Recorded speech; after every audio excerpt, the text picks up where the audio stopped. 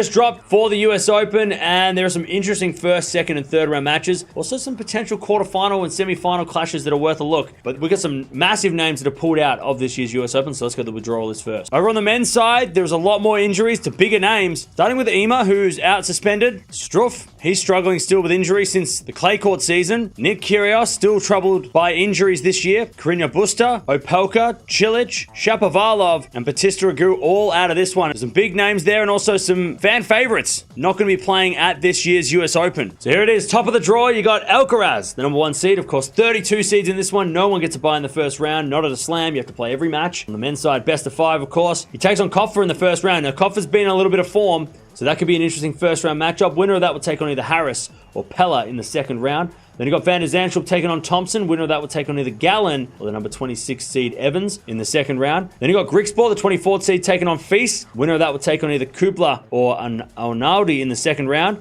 Then you got Kokkinakis taking on a qualifier. Winner of that will take on either Shevchenko, the number 16 seed Norrie in the second round. Nice draw for Alcaraz. I mean, there's not too many tough opponents. You know, not many players that he hasn't beaten before. You know, he can beat Grigspor. He's beaten Norrie. Kokkinakis would be interesting, but I don't think he'll be too worried about Kokkinakis. All right, next section of the draw, you've got number 12 seed Zverev back at the US Open. He takes on Vukic in the first round. That's a tough first round. If you've been watching tennis the last couple of weeks, Vukic has been in some form. Made a final, I think, 2 or 3 weeks ago in Atlanta. So definitely dangerous for Zverev in the first round. Winner of that will take on either Altmaier or Lestian in the second round. Then you got Murray taking on Mute. Winner of that will take on either Molchan or the number 19 seed Dimitrov.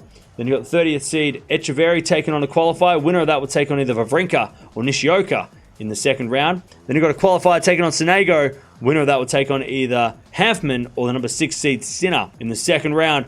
This section looks a lot different to the Alcaraz section. Murray, Wawrinka, Sinner, Zverev, Dimitrov, all in this section. Even Sonego, you know, he's a little bit dangerous as well when he gets on a roll. So this is an interesting section of the draw. Of course, this section of the draw will take on the Alcaraz section, so we could be getting Alcaraz versus Sinner. In a quarterfinal, we could be getting Alcaraz versus Zverev in a quarterfinal. But if you want to get something a little different, we could be getting Alcaraz Murray in a quarterfinal. I mean, a Murray fan's dream. Next section of the draw, you got Medvedev, 3 seed, taking on Balash. Winner of that will take on either Purcell or O'Connell in the second round. Purcell versus Medvedev is such a great clash of styles. Second round, potentially, that could be a banger. Watch out for that if it happens. Nishikori's back. He takes on a qualifier. Winner of that will take on either Baez or the number 27 seed Chorich in the second round.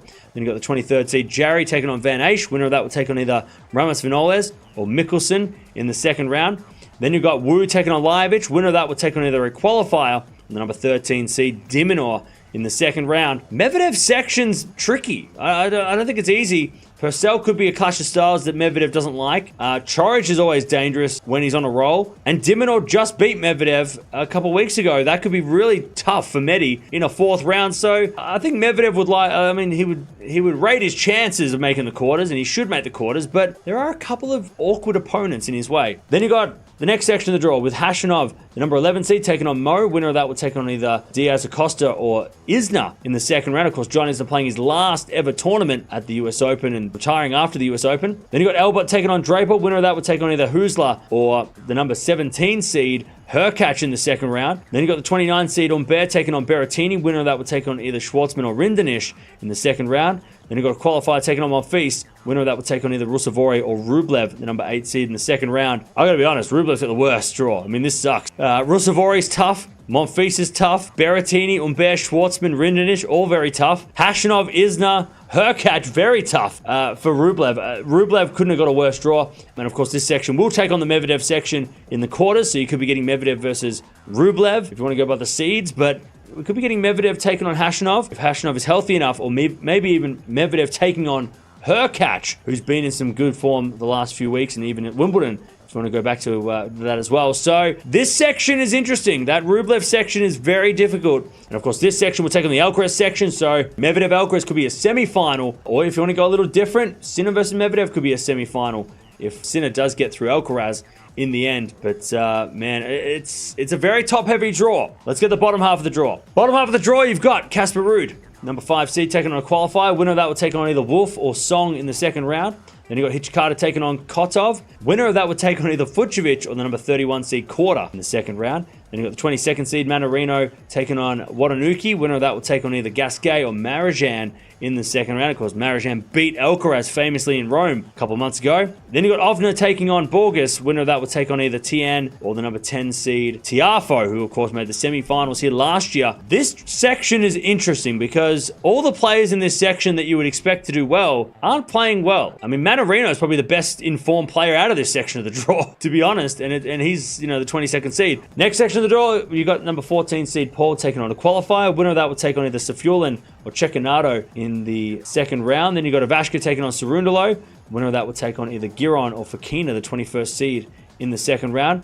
Then you got Bublik, the 25th seed, taking on Dominic Thiem. Great first round matchup. Winner of that would take on either Cashin or Shelton in the second round. Then you got Karatsev taking on Lehechka. Winner of that would take on either Baena or Rune, the 4th seed in the second round. And Rune has an injury, a back injury, so we're going to keep an eye on him as well, whether or not he will make it. Bublik versus Rune could be a fun third round. We could be getting Paul versus Rune. Tommy Paul's only lost to Alcaraz lately. Beat Alcaraz, lost to Alcaraz last week in Cincinnati, so he's pretty high on confidence. And of course, this section will take on the Ruud section in the quarterfinals, so it could be Ruud versus Rune, who should be, we love to see when those guys play. Or it could be, Rune versus Tiafoe, if you want to go a little different. Or it could even be, Ruud versus Paul. If you want to go on form, Ruud versus Fokina could be something as well. But again, this whole section could be anyone. And the bottom section of the draw, number 7 seed Tsitsipas. He'll take on Raonic in the first round. That sucks for Stefanos Tsitsipas. Raonic, we know what he can do, and Tsitsipas also knows what he can do, and that could be dangerous. Winner of that will take on either a qualifier or Popperin in the second round. Then you've got Hellas taking on Bonzi. Winner of that will take on either Kwon or the 28th seed Eubanks in the second round. Then you've got the 18th seed Musetti taking on a qualifier. Winner of that will take on either another qualifier or Barrere in the second round. Then you've got Kecmanovic taking on Varias. Winner of that will take on either Johnson or the number 9 seed Fritz in the second round. Fritz Tsitsipas, 4th round, but I've got to be honest, Tsitsipas's draw is a nightmare. Eubanks beat him at Wimbledon. Raonic in the first round sucks. Popperin's in form in the second round, could be very dangerous. Musetti's there too. I mean, we didn't even mention Musetti. In the final section of the draw, you got the number 15 seed Ogier Aliassime taking on McDonald. Very tough first round for FAA. Of course, McDonald took out Rafa at the Australian Open earlier in the season. Winner of that will take on either Dillian or a qualifier in the second round. Then you got Vesely taking on a qualifier. Winner of that will take on another qualifier, who's taking on the number 20 seed Cerundolo. Then you've got the 32 seed Jera taking on Nakashima. Winner of that will take on a qualifier because there's 2 qualies going at it. Then you got Marias taking on the wildcard Quinn. Winner of that will take on either Muller or the number 2 seed Novak Djokovic in the second round. And I think straight away you think, well, Djokovic is going to make the quarters at least, and probably the semis based on that Tsitsipas Fritz section. Who knows who's going to get out of that section? So who are the threats for Djokovic in his section, I guess? I mean, look, FAA, if he gets good, but he hasn't been good enough to be reliable. Cerundolo could be dangerous, but maybe not against Djokovic. And of course, this section will take on the Tsitsipas section, so it could be Djokovic versus Tsitsipas. It could be Djokovic versus Fritz. It could be Djokovic versus Eubanks. Of course, Eubanks has been in form, made the quarterfinals of Wimby. Or it could be Djokovic Musetti, and that could be an interesting matchup if Musetti gets good. Of course, Musetti beat Djokovic in Monte Carlo earlier in the season. And of course, this section will take on the Rune section of the draw, so it could be Djokovic versus Rune. If Rune gets his body together, it could be Djokovic versus Ruud, which is probably more likely. Ruud's a little bit more reliable, and he's a little fitter. Maybe not reliable is the wrong word, but he is fitter at the moment, and probably the fittest player in his section of the draw. But man, it's going to be wild. Now, does Djokovic make the final? I think everyone would probably say yes. Who does he play though? Because I don't think it's Alcaraz straight away. I mean, Medvedev and Sinner are up there. Maybe not Medvedev Alcaraz, but Sinner Alcaraz.